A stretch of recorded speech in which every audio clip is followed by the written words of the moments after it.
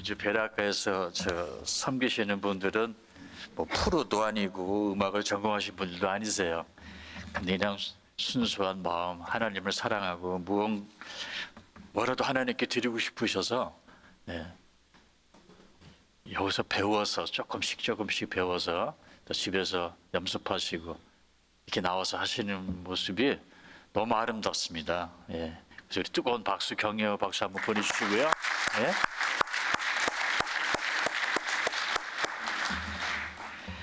감사합니다. 오늘 제가 여러분들과 함께 나누고 싶은 말씀은 요한복음입니다. 요한복음 15장 1절에서 5절에 있는 말씀, 화면에 곧 이제 뜰 텐데요. 제가 천천히 읽도록 하겠습니다. 나는 참 포도나무여 내 아버지는 농부라. 무릇 내게 붙어 있어 열매를 맺지 아니하는 가지는 아버지께서 그것을 제거해 버리시고, 무릇 열매를 맺는 가지는 더 열매를 맺게 하려 하여 그것을 깨끗하게 하시느니라. 너희는 내가 일러준 말로 이미 깨끗하여졌으니 내 안에 거하라. 나도 너희 안에 거하리라.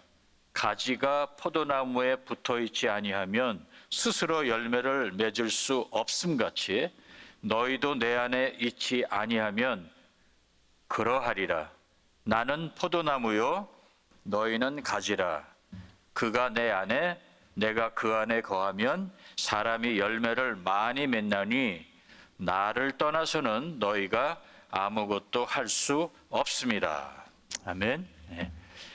오늘 이 설교의 핵심 메시지는 제가 좀 뒤로 미루고요. 이 비유를 읽고 오해할 수 있는 부분이 있어요. 그래서 이 부분을 먼저 좀 다루고 설교를 이어나가도록 하겠습니다.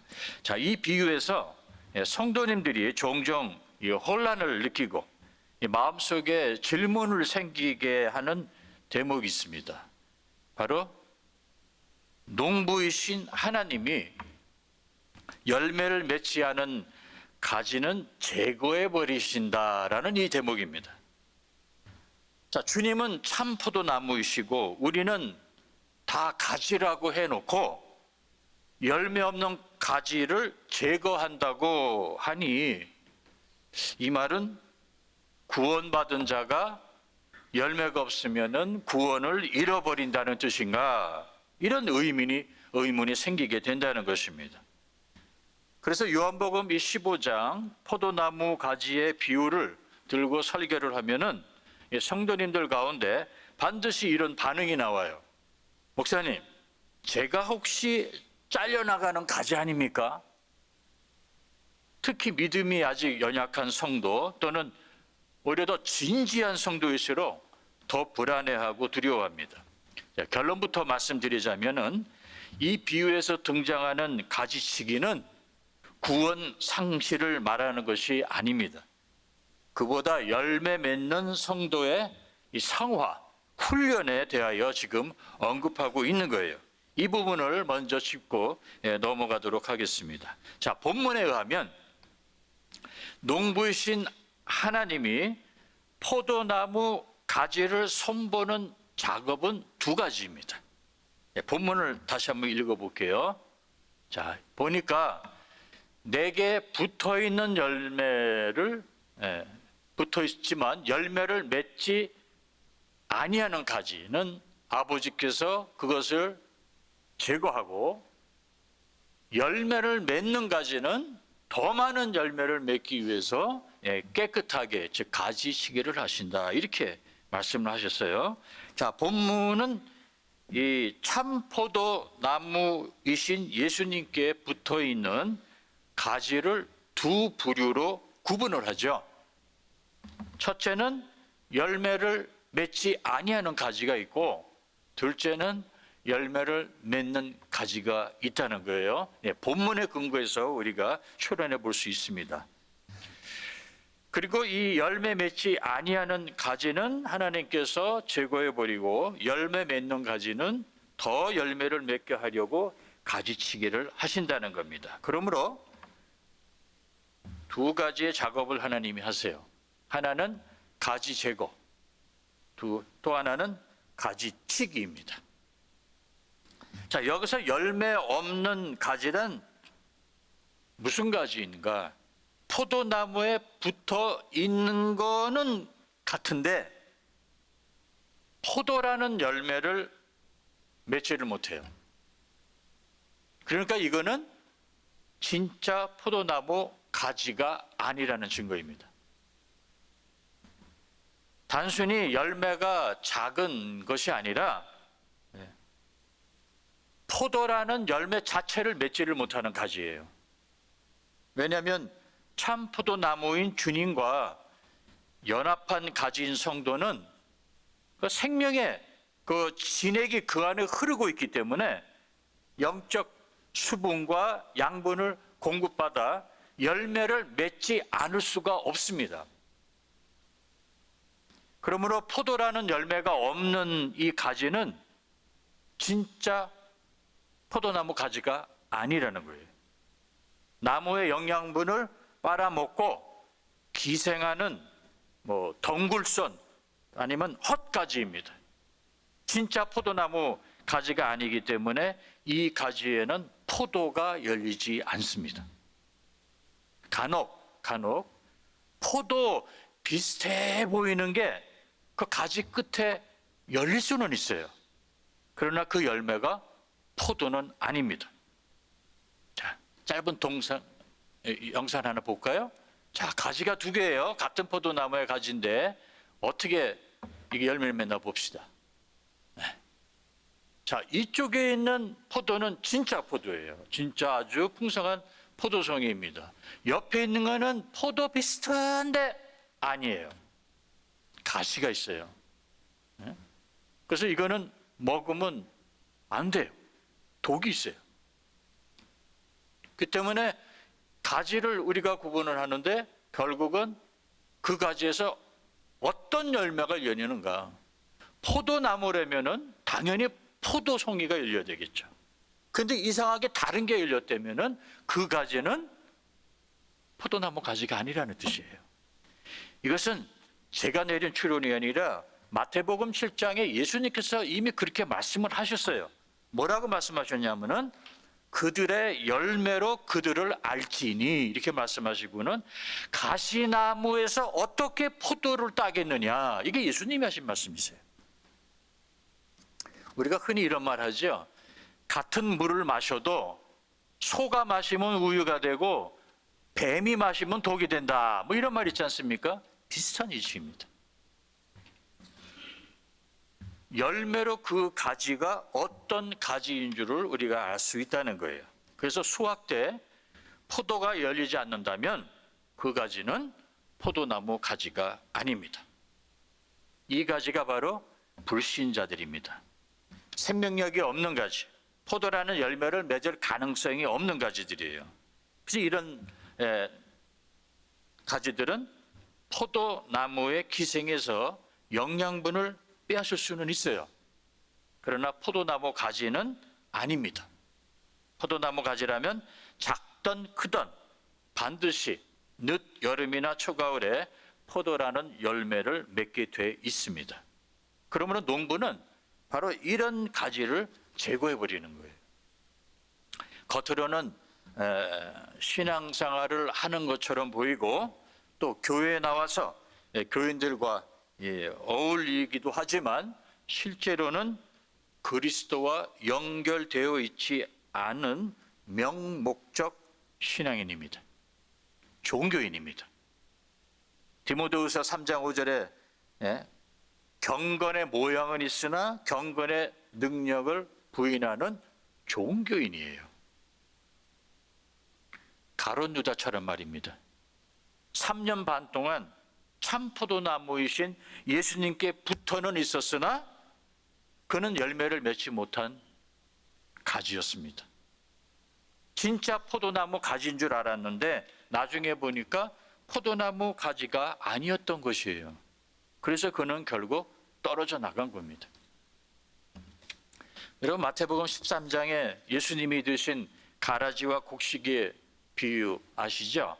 거기에 나오는 가라지와 똑같습니다. 곡식과 가라지는요, 둘 다 땅에서부터 영양분을 공급받지요. 같이 자랍니다. 그런데 나중에 결국 가라지는 열매가 없어요. 곡식은 열매를 맺습니다. 그래서 쓸모없는 가지를 잘라내는 작업은 마치 가라지를 뽑아버리는 것과 같습니다. 그러므로 본문의 1절에 무릇 내게 붙어 있어 열매를 맺지 아니하는 가지는 아버지께서 그것을 제거해 버리신다는 말씀은 불신자들, 즉 구원받지 못한 자들을 제거하신다는 말이에요. 그게 마지막 심판이죠. 자, 그런데도 아직 확신이 없으시다면은 제가 다시 질문해 보겠습니다. 구원받은 성도는 열매가 없으면 잘려나가는가? 다시 질문해 볼게요. 구원받은 성도가 열매가 없으면 그는 잘려나가는 가지인가? 구원을 즉 잃는다는 뜻인가? 사실은 이 질문을 하시기 전에 구원받은 자는 반드시 열매를 맺는가? 이 질문부터 먼저 하셔야 돼요. 반복할게요. 구원받은 자는 반드시 열매를 맺는가? 구원받은 자는 반드시 하나님이 원하시는 열매를 맺게 돼 있습니다. 그건 제가 만든 이야기가 아니라 본문에 나와 있어요.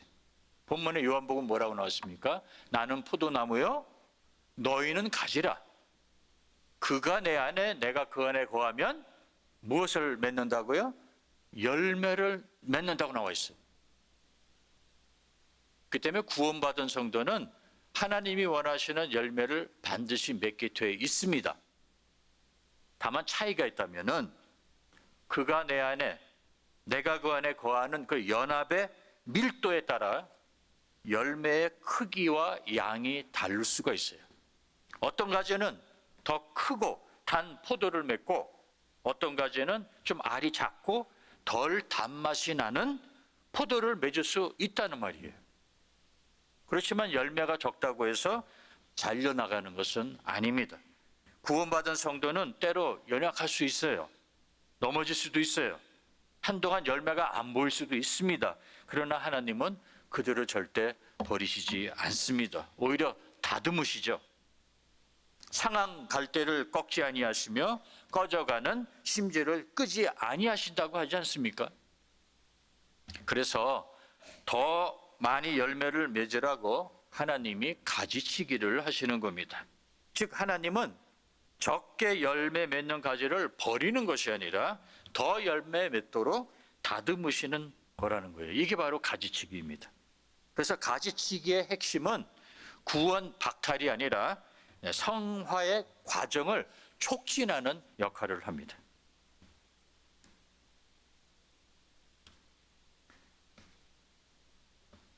가지에 붙은 불필요한 부분을 하나님이 제거를 하세요.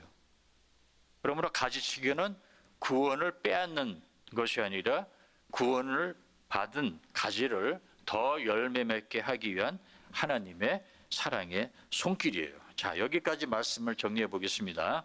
요한복음 15장에 가지치기는 제대로 살지 않으면 구원을 잃는다는 협박이 아니라 참 포도나무에 붙어 있는 성도를 더 풍성하게 빚으시는 하나님의 사랑의 손길이다. 가지치기는 구원을 빼앗는 칼이 아니라 구원받은 가지를 더 살리는 하나님의 손길입니다. 이걸 도표로 정리하면 이런 거예요. 가지 제거의 대상은 열매 맺지 못하는 가지인 불신자를 의미합니다. 가지치기의 대상은 열매 맺는 가지, 즉 구원받은 우리 신자들을 의미합니다. 자, 여기까지 이제 말씀을 좀 정리해 봤고요. 자, 그런데 오늘 제가 이제 좀 더 구체적으로 다루고자 하는 내용은 이제 2절부터입니다. 2절부터 시작이에요. 자, 이 농부이신 하나님이 가지치기를 하신다는 것은 이제 알겠는데 이 가지치기를 언제 하시는 거에 대하여 알고 싶은 거예요.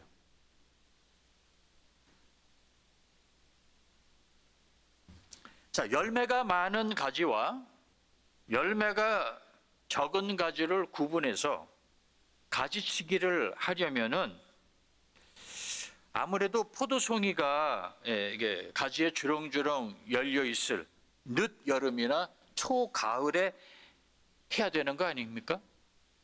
아니, 어느 가지가 열매가 있고 어느 가지는 열매가 이렇게 좀 비실비실한지 그거를 구분하려면은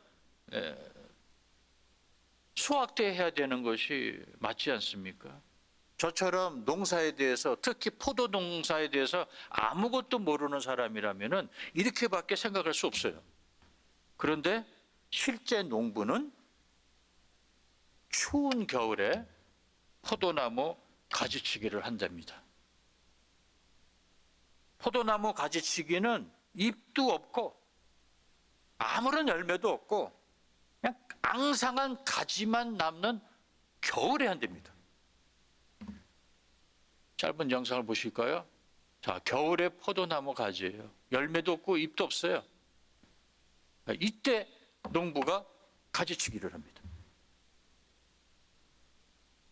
우리는 몰라요. 농부는 알아요. 어떤 가지를 제거하고 어떤 가지는 그냥 놔둬야 되는지. 그렇습니다. 포도나무 가지치기는 봄도 아니고 여름도 아니라 추운 겨울에 한다고 합니다. 열매가 하나도 없는 겨울이에요. 잎이 다 떨어진 그때 농부는 가지치기를 합니다. 그럼 농부가 왜 겨울철에 가지치기를 하는가? 저도 몰라서 좀 읽어봤더니 농부들이 하면은 열매 맺는 시기에 자르다가 수확을 잃어버릴 수 있다는 거예요. 그래서 늦여름이나 초가을 포도 열매가 이렇게 풍성하게 열려 있을 때 그때 가지치기를 하다가 실수로 열매도 함께 잘라버린다는 거예요. 마치 예수님이 드신 비유와 비슷하죠? 가라지와 곡식이에요. 제자들이 가라지를 다 뽑아버릴까 했더니 지금은 놔둬라. 뽑다가 혹시 곡식을 건들면 어떡하느냐. 그런 이치입니다. 그뿐만 아니라 병충해를 줄이기 위해서랍니다. 여름에는 습하고 따뜻해서 곰팡이나 해충 이런 병균이 활발하게 움직이고 있기 때문에 그 가지를 자르면 그 부위로 병균이 들어갈 수가 있대요. 하지만 겨울에는 어떻습니까? 기온이 낮고 해충이 활동을 하지 않기 때문에 감염 위험이 훨씬 적답니다. 또 겨울철 되면 포도나무가 이 휴면기에 들어갔는데 활동을 멈추고 에너지를 뿌리에 저장해서 다음 계절을 준비합니다. 그래서 휴면기에는 가지를 잘라도 나무가 크게 상처받지 않고 회복이 빠르고 오히려 봄에 새싹이 더 건강하게 자란답니다. 그리고 마지막으로 가장 중요한 이유는요, 겨울에는 오히려 풍성한 잎이 없어서 가지 구조가 잘 보이기 때문이랍니다. 여름에는 잎이 무성해서 어떤 가지가 좋은 가지인지 다음에 어떤 가지가 더 열매를 맺을 건지 구분하기가 어렵답니다. 오히려 겨울에는 잎이 다 떨어져서 어떤 가지가 불필요한 가지인지 어떤 가지가 약한 가지인지 병든 가지인지 농부는 한눈에 알아볼 수가 있답니다. 이 부분이 우리에게 시사하는 바가 있습니다. 겨울에 남는 것은 앙상한 가지뿐입니다. 겨울에는 가지를 잎사귀나 열매로 판단하지 않습니다. 어쩌면 열매 없는 시기에 드러나는 것이 가지의 진짜 모습일 겁니다. 교회에도 추운 겨울이 다가올 때가 있습니다. 교회 교인 숫자가 감소합니다. 헌금도 여전 같지 않습니다. 농장 모임, 이런저런 사역도 예전처럼 활발하지가 않습니다. 교회뿐만 아니라 각 개인에게도 추운 겨울은 찾아옵니다. 사업이 적자입니다. 가정에 문제가 생깁니다. 건강한 줄 알았는데 당뇨도 있고 고혈압도 있고 암 진단까지 받습니다. 마찬가지로 신앙생활에도 겨울이 있습니다. 힘든 시기가 있고 고난의 시간이 있고 침체기, 외롭고 추운 계절이 다가옵니다. 그런데 바로 이 추운 겨울이야말로 진짜 우리의 신앙이 드러나는 계절입니다. 추운 겨울이 오면 이때가 어쩌면 내가 누구인지를, 내 믿음의 크기가 어느 정도인지를 화장 없이 민낯으로 가장 잘 보여주는 시기일지 모릅니다. 기도가 응답되지 않고 사역이 멈출 것 같고 열심히 한 것 같은데 열매가 보이지 않고 마음이 공허할 때, 그런데 바로 그때가 하나님이 가지치는 시간입니다. 하나님은 우리가 열매를 맺고 있을 때뿐만 아니라 아무 열매도 보이지 않는 시기에도 아주 중요한 일을 하고 계신 겁니다. 하나님은 우리가 멈춰 있는 시기에도 멈추지 않습니다. 우리의 고난과 침묵의 시기에 우리를 더 깊이 다듬으십니다. 우리는 아무것도 일어나지 않는다고 느끼지만 하나님은 조용히 우리를 빚고 계십니다. 겨울철 가지치기는 열매를 보고 자르는 것이 아닙니다. 열매가 없는데도 자르는 거예요. 그게 겨울이 하는 가지치기입니다. 왜요? 봄이 올 것을 믿기 때문입니다. 포도송이가 주렁주렁 열릴 여름이 올 것을 믿기 때문입니다. 하나님은 그러므로 우리를 현재 이 시간에만 다루시는 것이 아니라 다가올 계절을 위하여 준비시키십니다. 지금은 겨울이지만 하나님은 봄을 보고 계신 거죠. 겨울 가지치기는 그러므로 미래의 열매를 위한 믿음의 작업이죠. 가지치기 할 때 농부는 나무의 구조를 봅니다. 중심 줄기가 건강한가, 가지가 올바른 방향으로 뻗어 있는가, 햇빛을 받을 수 있는 조건이 주어져 있는가. 즉 하나님은 이 가지가 얼마나 강하게 포도나무인 주님께 붙어 있는가를 점검을 한다는 것입니다. 추운 겨울 가지치기 할 때 눈에 아무런 열매가 없어 보일 때 하나님은 지금 내 삶에 열매가 있느냐 없느냐를 보는 것이 아니라 이 가지가 얼마만큼이나 포도나무와 밀착된 연합 상태인가를 살펴보신다는 거예요.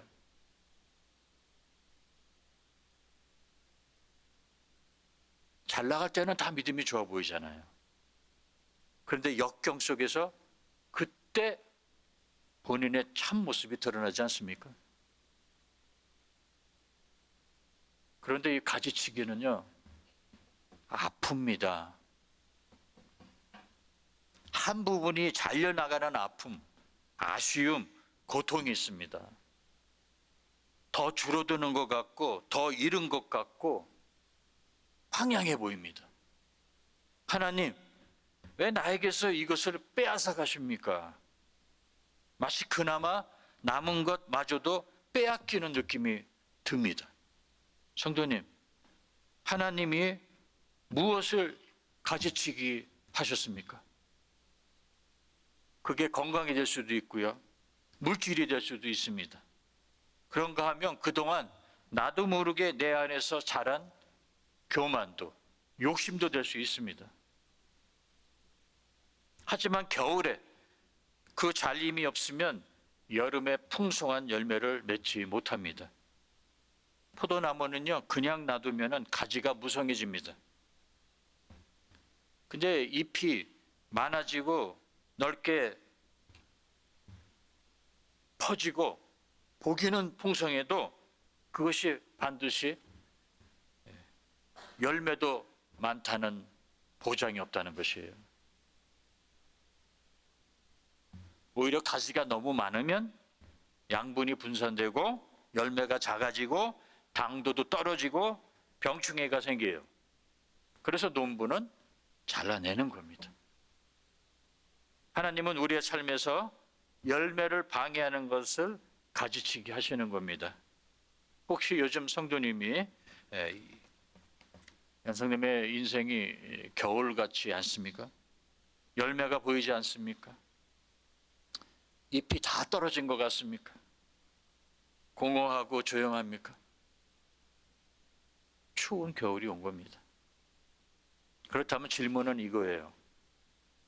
그러면 성도는 어떻게 겨울을 나야 하는가?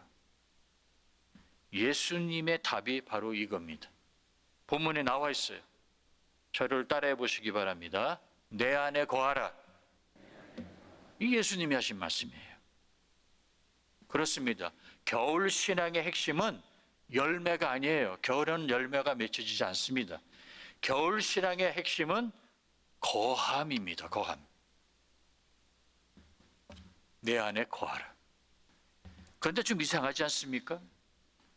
가지는 이미 포도나무에 붙어 있는데 왜 예수님은 또 내 안에 거하라고 하시는가? 이미 붙어 있으면 그 안에 거한 것 아닙니까? 이거 모순 아닙니까? 결론부터 말씀드리자면 이것은 모순이 아닙니다. 거하라는 말은 단순히 붙어 있으라는 뜻이 아닙니다. 헬라어로 찾아보면요, 뜻이 머물다, 지속하다, 계속 남아있다.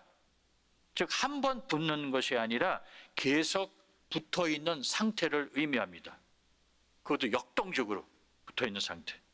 포도나무에 있는 예수님과의 관계는 한 번의 접촉이 아니라 살아있는 관계의 지속적인 연합이라는 거예요.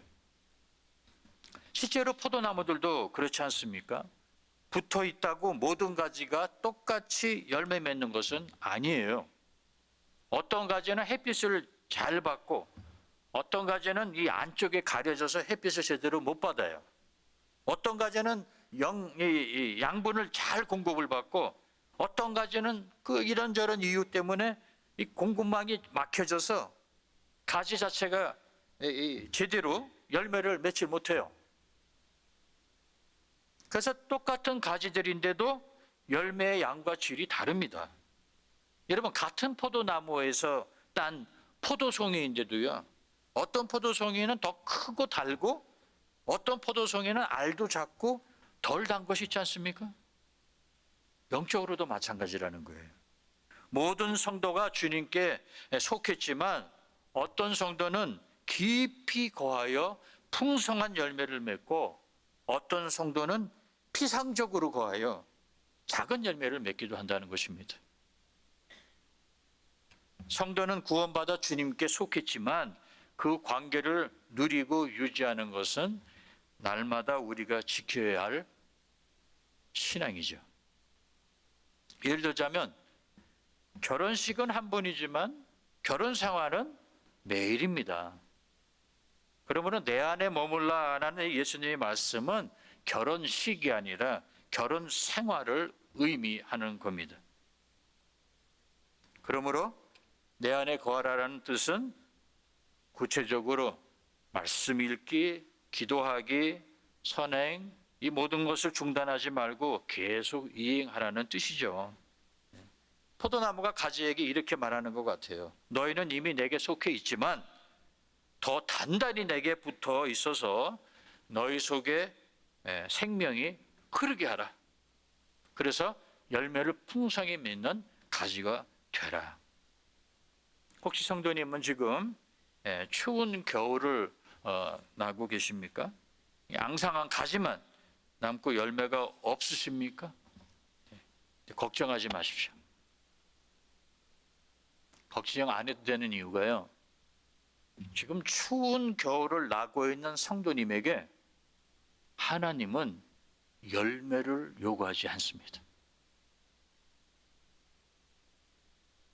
사업도 안 돼, 건강도 나빠졌어, 아들, 딸, 자녀 문제, 뭐 이런저런 다양한 문제 때문에 지금 너무 힘드신데 하나님이 성도님을 찾아와서 너는 왜 열매가 없냐? 지금 겨울인데 무슨 열매가 있어요? 겨울은 열매를 맺는 계절이 아닙니다. 여러분, 달란트 비유에서 한 달란트 그 받은 종이 있지 않습니까? 악한 종. 여행에서 돌아온 주인을 보고 그가 뭐라고 그러죠? 심지 않은 데서 거두고 해치지 않는 데서 모으는 그런 억지를 부리시는 하나님이 아니세요.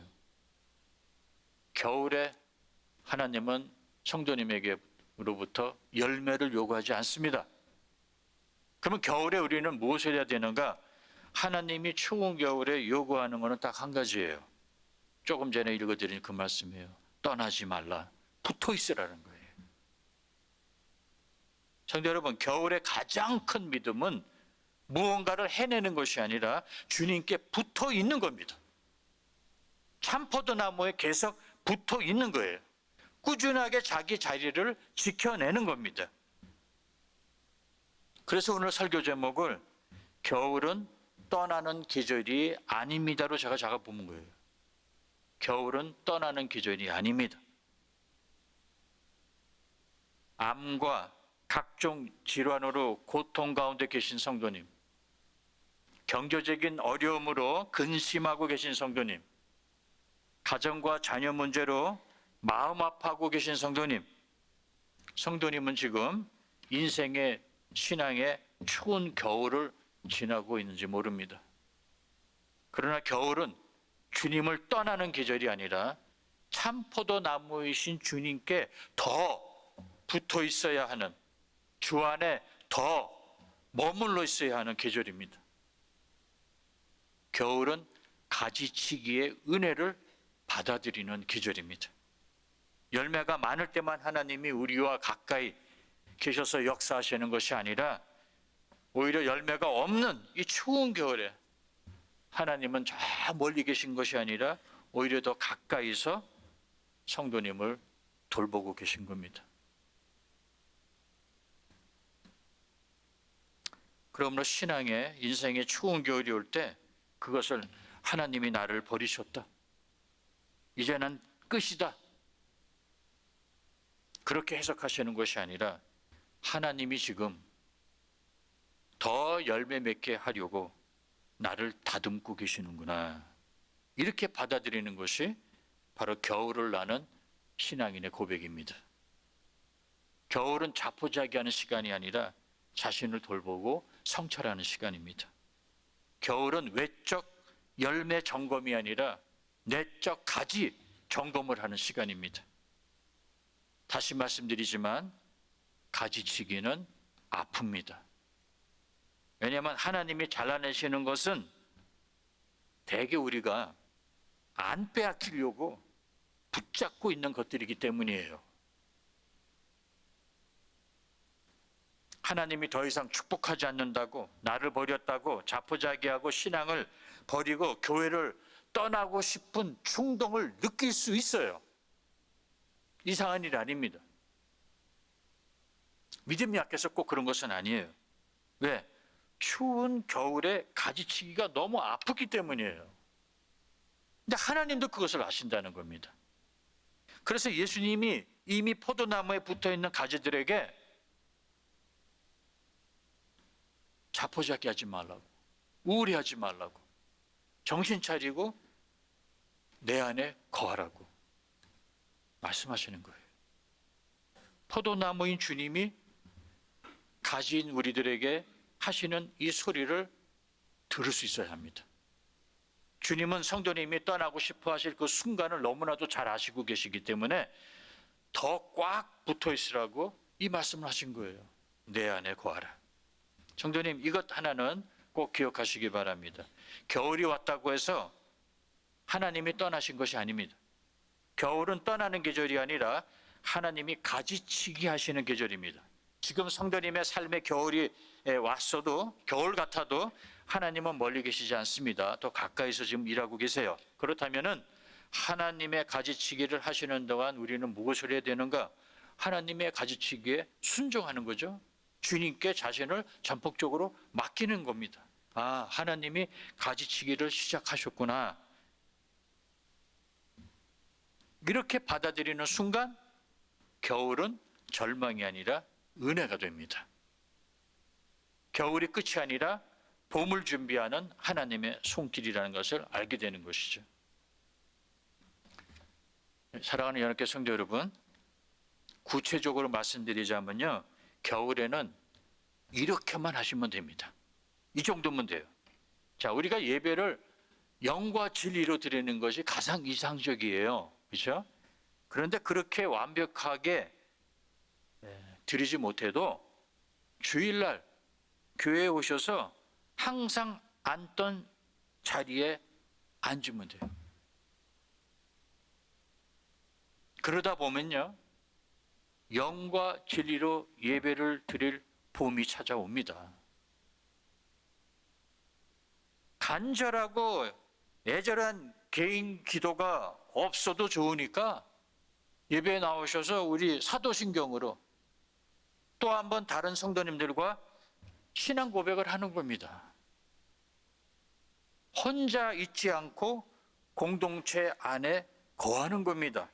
그래야 그나마 온기를 유지할 수 있습니다. 그래서 겨울의 가장 큰 믿음은요, 떠나는 거나 이별하는 것이 아니라 참 포도나무인 주님께 더 밀착하는 거예요. 신앙생활에 겨울이 왔다고 두려워하지 마십시오. 겨울은 죽음이 아니라 가지치기의 계절입니다. 그리고 가지치기는 더 큰 열매, 더 깊은 믿음, 더 풍성한 삶을 위한 하나님의 손길이라는 것을 기억하시기 바랍니다. 오늘 설교 핵심 메시지를 우리 짧은 영상으로 한번 이렇게 정리해 볼 수 있겠죠? 보세요. 겨울에 가지치기를 해요.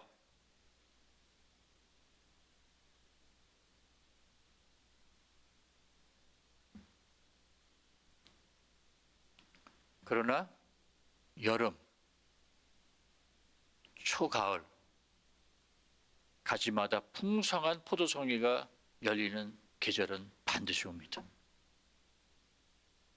그래서 성령님께 간곡히 드리고 싶은 한 가지 부탁이에요. 떠나고 싶다고 느끼실 때 섣불리 무언가를 결심하지 마시기 바랍니다. 겨울에는 모든 것이 다 차갑게 느껴집니다. 그럴 때는 이렇게만 기도하시면 돼요. 주님, 저 정말 힘듭니다. 떠나고 싶어요. 그런데 저 주님께 붙어 있을게요. 저를 놓지 말아 주세요. 이 기도가 어쩌면 앙상한 가지로서 겨울에 우리가 맺을 수 있는 가장 아름다운 내적 열매가 될 것입니다. 지금 떠나지 마십시오. 반드시 봄은 옵니다. 반드시 여름은 옵니다. 겨울은 주님과 헤어지거나 교회를 떠나는 계절이 아니라 오히려 주 안에 더 머물러야 하는 시기입니다. 오늘도 내 안에 거하라는 이 주님의 음성을 듣는 포도나무 가지인 우리가 되기를 주님의 이름으로 축원합니다. 아멘.